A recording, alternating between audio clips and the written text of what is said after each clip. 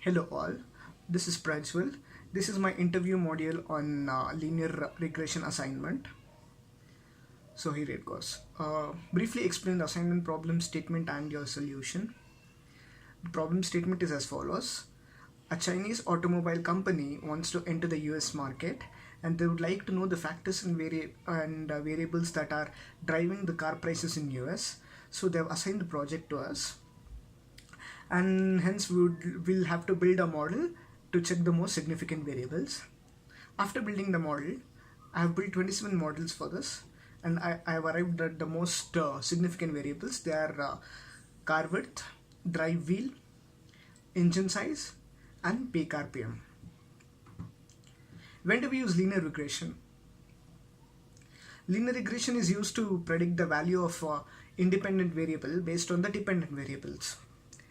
We most of the times we use linear regression when the relationship between the independent variable and the dependent variable is linear. So for an example of cases with numeric target variables where we are not supposed to or we cannot use linear regression are, suppose you're building a model on the posts being shared on social media sites. So suppose there is an original sharer and he has friends connected to him. The number of these friends is the independent variable and the total number of shares is the dependent variable. So as you can guess, this model, it will not scale linearly. It will be a quadratic equation. It will be plotted as a quadratic equation. So in cases like this, linear regression will not work. What is stepwise feature selection and what are its variants? So stepwise feature selection is a particular data set will have multiple variables. In real life, we cannot include all the variables. Hence, we should judiciously and cautiously choose the most significant variables. So this stepwise feature selection is selecting the significant variables either by backward selection or by forward selection. How to select the better method?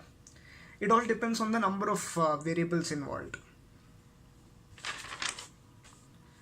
What is multicollinearity?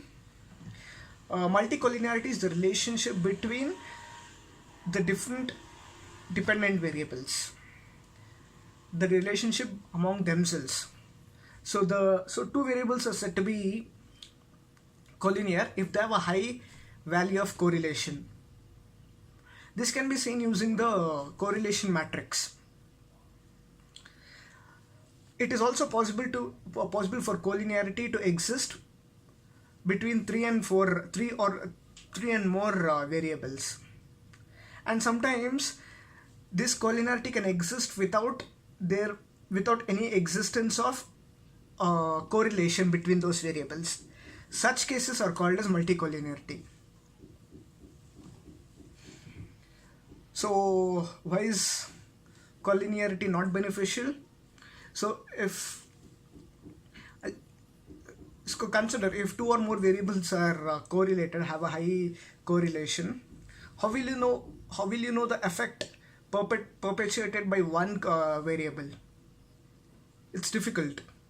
So collinearity is not beneficial, and we'll have to use functions like VIF to eliminate correlated variables.